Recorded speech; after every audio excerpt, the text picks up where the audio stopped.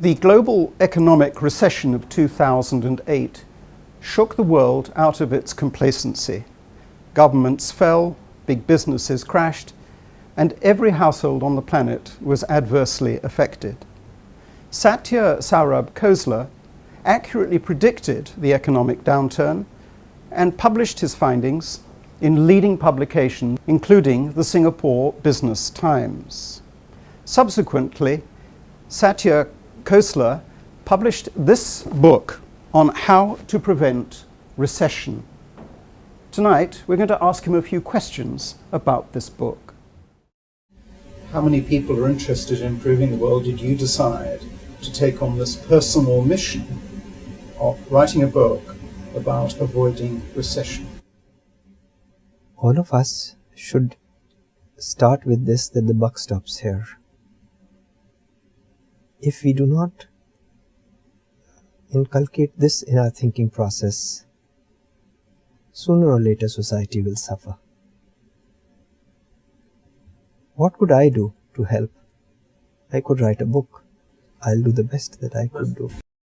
Satya, for 60 years, the world economic system works reasonably well, and then in 2008, it falls apart.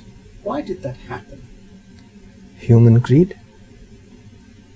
Whose greed? All the individuals who are participants in the world's financial system. So you're talking about CEOs, presidents, managers. You mean the entire system was greedy? We should not take names and blame people, but the fact remains that the way that they saw the truth was very different from the way they should have seen it. The way they saw truth was something which was hurting society. The consequences are there for all of us to see. You have used a crashing car as an example of what went wrong with the system. Could you explain what you mean by that? If profit becomes the only objective of business, it harms the balance that is there in society. When unrestrained greed is there, then you forget that there are brakes also in the car which need to be used, especially if you have to avoid jerks for passengers or you have to stop at a traffic light. Inevitably, 2008 recession happened because everybody was driving at full speed, forgetting brakes. Everybody. So without naming names, we're talking about people who were in charge and ordinary people, householders, in their economic choices at the personal level. They too were being greedy and perhaps over-optimistic. There are two ways of looking at it. We can say everybody is the culprit, or we can say everybody is the victim. I would rather use the word victim. We were all victims of our choices, and these choices came because of education concepts which we did not apply in real life. How do you educate a society, individuals and groups, in fact entire nations and entire blocks of nations, away from being greedy? It's very simple. You start with the individual. The sum of all individuals makes society. If all education institutions have a curriculum which makes them sensitive to the needs of society, and if they are able to see the truth in a manner that they can see the consequences of their actions on society, then before they think of income, they will think of the outcome of their actions. Society is often quite resistant to change, and greed, as we know it, and that's the same thing that caused the 2008 recession, is ingrained in our societies. How do you propose to change that? Well, anger is also ingrained in a human being. If there are techniques of controlling anger, which so many people use, greed is something that ancient wisdom has tackled very well through its practices, its texts, its concepts, and its theoretical models. Those models are applied today in real life situations. But you're looking at changing an entire economic system. So you're looking at personal economic choices, household economic choices, group and organizational choices, the economic choices of nations. That is a very, very big task, isn't it? It is a very small task. It starts with each human being following a goal of life.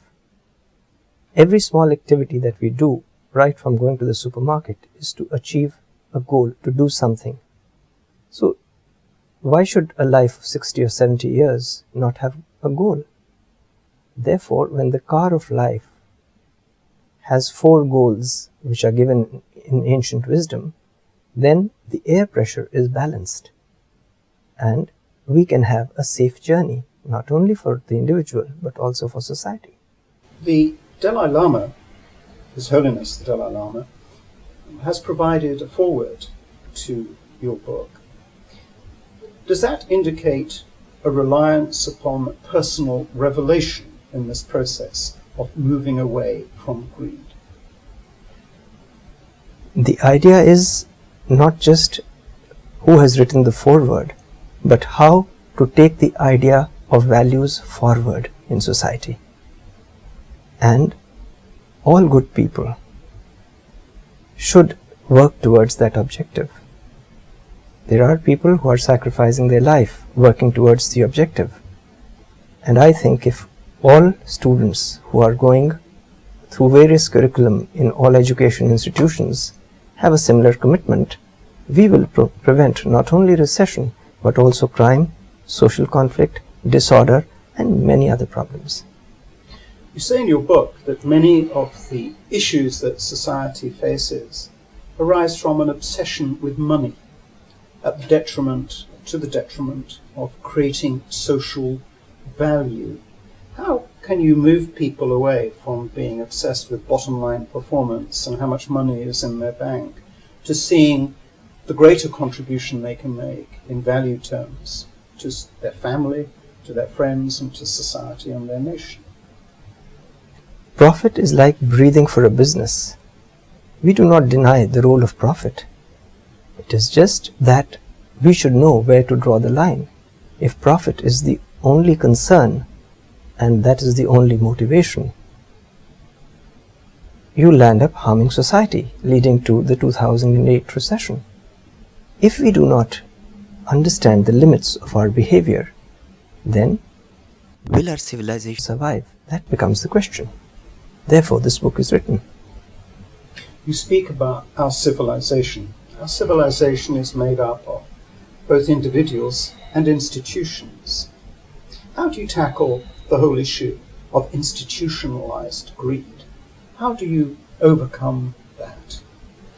Institutions are nothing but an aggregation of individuals.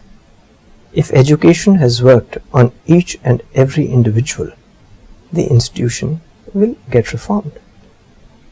But states and educational systems, as they are currently constituted, tend to reinforce greed. That's my personal opinion anyway.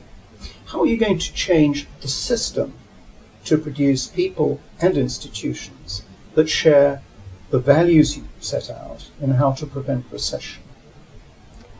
I may not agree with you fully. We have used the course material of the universities as it is without changing it and incorporated values in it in this book. So this book says the theories are right. It's just that their understanding needs to be changed. They need to be seen in a different light. And that seeing in a different light is the 4C approach of this book. So the theories and the practices that are ingrained in the great business schools, and they send out future CFOs and CEOs, are not really at fault. It is the underlying personal values of the individuals that cause the corruption by greed. Many of the theoretical concepts which have been used have come out of a desire of seeking excellence. If that seeking excellence can be directed towards seeking excellence for everybody instead of just one individual, then the model works for society. So you're saying that the search for excellence requires us to strip away any idea of gain at other people's expense and of using business at a higher level to create greater value within society. All people whose decisions led to the 2008 recession, many of them became unemployed. If only they could see this fact while they were taking the decisions, maybe their decisions would have been different. This book presents to the facts in such a way that they are able to see it. Therefore, outcome of actions, when it is obvious, then your choices for income are different. So they could practice the theories and the reasoning that they obtained at great business schools, but because they displaced that with an idea of personal gain only, the entire economic system was corrupted by it and it fell down. The idea of education is to make man rise in Maslow's need hierarchy. He should be able to drive the car of his life to reach higher goals. That has not been the focus of absorbing education. Once that focus is added, and spiritual values which His Holiness and other religions, Christianity, Islam, their spiritual values which are common across all religions, when they become the shared values of society, then all models work. Satya, in your book, you've mentioned the ascent of mankind through Maslow's hierarchy. You explain what that means. The ascent of mankind begins with the ascent of man. A long journey always starts with the first step. So education is not a production line. It recognizes the individuality of each human being, and the ancient tradition, the ancient Indian tradition and ancient wisdom recognize that different paths may be needed for different temperaments or for different inner beings. Using that individuality, the curriculum, the study, and the path of learning is decided. That is how it helps each individual rise up in the need Hierarchy. which Maslow defined. And when all individuals together are rising up the need, Hierarchy. society benefits because they realize they actualize their own potential and they work to bring out the best which is within them. This ascent of man through Maslow's hierarchy, how does it help prevent recession, which is the basic thesis of your book? When man rises up the Hierarchy. he is not motivated by greed. We share the same basic needs as animals, but as we realize that we have needs apart from the basic necessities, and we keep rising up the Hierarchy. we slowly shun greed, anger, jealousy, and many other traits like this. Then we are able to actualize our potential. Actualizing the potential implies that we understand our differentiation from the animal world. What is truly human in us, the human qualities which are symbolized by the human values, they come out. These values are common across philosophies, across religions, across curriculum. So you're saying that economic recession doesn't occur because of systemic failure. It occurs because of failures in human beings. The same way that crime in society, social disorder, social conflict occur, recession is an economic expression of the same conflict which is there within man, therefore within society. When reflected as greed, economic greed, it leads to recession. So we have all of us reached the apex of Maslow's hierarchy. How does a change in attitude implicit in arising up through that hierarchy benefit individuals, benefit you and I, for example? It benefits us because we are able to bring out the best which is within us. And the best within us is useful for society. It is useful for us. It is useful for our nation, our industry, our cluster.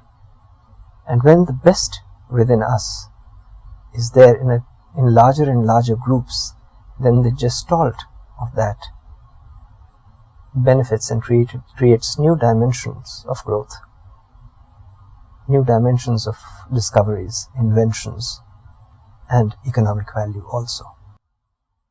Do you think that what you have written in your book should be a standard part of the curriculum at all business schools? That was the idea. Do you think they will adopt it? That is up to them. Satya, you combine ancient wisdom with modern strategic management theory and practice. What's the connection? When there is no connection, it leads to the 2008 recession. What happened to disconnect wisdom from management practice that led to the 2008 recession? Greed. Greed. When man becomes greedy, he destroys everything in his path. How can we prevent this happening again? I mean, greed is, some people say, a natural part of man's condition. It requires... How do you change that? How do you make men not greedy, altruistic, giving, caring, forgiving, all of these wonderful concepts that drive the core of your book? How do we create this social, philosophical, economic revolution in men's minds, mankind's minds? Through education, which trains the human mind. But this is a tremendous challenge for any educational system. It requires change from bottom up, doesn't it? Our educational system is producing people who leave business school and become people who create recessions. How's that change going to occur in practical terms? For thousands of years, the ancient Indian civilization was able to produce, through its education system, people who led to economic prosperity with values. If they could do it for thousands of years, there is no reason that why we, who are the same human beings as them, cannot do it today. Have we concentrated too much on the self and money and simple material values? Is this really the path that we've gone down that's led us to this huge economic recession? Is that the way we've gone? Selfishness ultimately harms us. If we are able to see that before we are selfish, things would be much easier. How we are able to see it requires techniques, practices, concepts, and ways which ancient wisdom has clarified, purified, explained, and put into action for thousands of years. Maybe we can learn from some of those concepts in today's grammar, using today's language, today's theories, and apply them to today's situations. Are we putting too much emphasis, too, on the educational system here? Surely the family, the individual, society, even nations have a role in at least trying to reduce the level of greed in a society. Right now, education is considered to be the ability to get a degree. The degree is not important. It is the degree of perfection, excellence, and goodness that we perform at work which is more valuable. That degree of excellence and goodness can come through the family, through many other situations, on the sports field, through participation in an orchestra, any group activity which makes us sensitive to the needs and to the excellence of the group. The performance of an orchestra gets value not only through individual excellence, but also through group excellence. The performance of a soccer team depends not only on individual excellence, but the gestalt of group's excellence. That is the training ground, as important as the textbook. But when future CEOs, CFOs leave the world's best business schools, they come under pressure from shareholders, boards of directors to perform. Their performance is narrowly focused. The quarterly earnings statement, the dividends paid out to shareholders and investors. How do you change a system that is reinforcing a narrow focus and ultimately greed on behalf of stakeholders and the people in the business themselves? All stakeholders, institutions, consist of individuals. If education has reformed each individual and transformed his understanding of excellence, then these pressures would not be there on the CEOs. So this pivots on a definition of what is excellent. Excellent bottom line performance, i.e. huge cash surpluses at the end of the year, is not excellence if it has been achieved at the expense of the group or society or other people. That is why we define excellence as that which is filled with goodness. And goodness isn't necessarily expressed by the stock market value or bottom line performance, you're saying. Stock market is also consisting of investors who are again individuals. If individuals are reformed, stock market performance, the pressure on CEOs, everything, the whole dynamics changes. So in some ways you are advocating a move away from, I can use the example, from gross domestic product to gross domestic happiness, if you like, which is a measure that they use in the state of Bhutan. There has to be a much broader understanding of any group, any companies, any organization's contribution to society as a whole. We can use any words and any labels. The idea remains the same, that an individual will perform best if he is able to take out the best within himself, that is excellence and goodness. And that excellence and goodness will contribute value in a unique way which expresses his individuality. When he expresses his individuality, then the firm or the company where he works can express its individuality in a new and unique way. Then firms and companies do not have to copy each other. If firms and companies don't copy each other, the pressure on the same scarce resources will not be there. The environment may then benefit.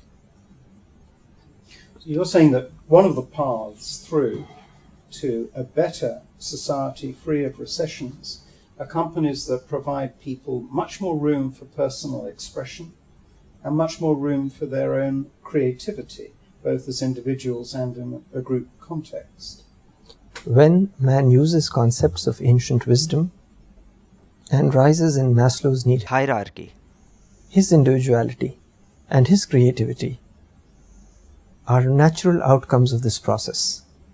And when they are filled with goodness, they add value not only to him but to society, and they lead to economic prosperity in a dimension that we are not experiencing today. And since we are not experiencing it today, it is difficult for us to discuss, imagine, or believe it. Reading your book, one might argue that you have sidestepped the issue of man's natural competitiveness, which can lead you down the road to win-lose games. How do you answer that criticism? That idea of competitiveness is based on the fact that you are comparing yourself with others. When you are seeking excellence within yourself, you are comparing yourself with your own past performance. You are trying to improve yourself. When you are comparing yourself with others, there is jealousy, there is copying. True wisdom does not involve copying anybody. It involves unleashing the individuality and creativity in a manner that is filled with goodness. Then there is no competition possible, because each of us are expressing our individuality. But most business organizations are based on individuals sublimating some of their own desires, their own uniqueness, if you like, and their own aspirations for the sake of the company, the organization. They have to fit in to the idea of the corporate philosophy, the brand image, and so forth. How do you work your way around that? When you join a group, when you join a company, you become the company. The role of discipline is very important in any training which enables wisdom to emerge within you. The norms of group are important. However, what is the nature of those norms is more important. Ancient wisdom deals with the quality of the norms that are set. If the norms are better and higher, they will enable the best within the individual to come out over a period of time. Your book is very strong on the whole idea of creating individual wisdom. But how do you reconcile that with the need for collective wisdom? Are they contradictory? Are they the same? Because ultimately most societies, companies, organizations express themselves through collective wisdom. How does individual and collective wisdom work? One leads to the other. Without individual wisdom, collective wisdom will not happen. And if there is only collective wisdom without individual wisdom, the individual will not be able to implement the collective wisdom because he has not understood it. Therefore, it is best to start with individual wisdom, for that will build up collective wisdom. That is the foundation on which you start to make the changes that you outline in how to prevent recession. Reading the book, it's clear to me that this book is more than simply preventing recessions. It's about an entirely different approach to the conduct of one's personal life and how one approaches life in an organization or a company. Is that a fair comment? In fact, this book approaches the problem of all problems that society can face. If each individual is contributing his best, then not only recession, but all social problems should get solved. In an attempt to alleviate recessions, we've had great ideas, great economists, great thinkers provide us with, for example, John Maynard Keynes, state intervention, Milton Friedman, free markets. It's questionable whether they have worked in the way that you or I would like in assuring constant economic performance. Why is your approach going to work when theirs hasn't? All theoretical approaches are generally reactive. They are reacting to a situation and trying to give a solution. The approach that this book takes is proactive. Before a problem occurs, if the foundation of the solution is there, then the problem is unlikely to occur. And free markets, but the freedom that we seek in all economic activity has been there from the very, very start. People have merely come along and restated an original idea or an original wisdom.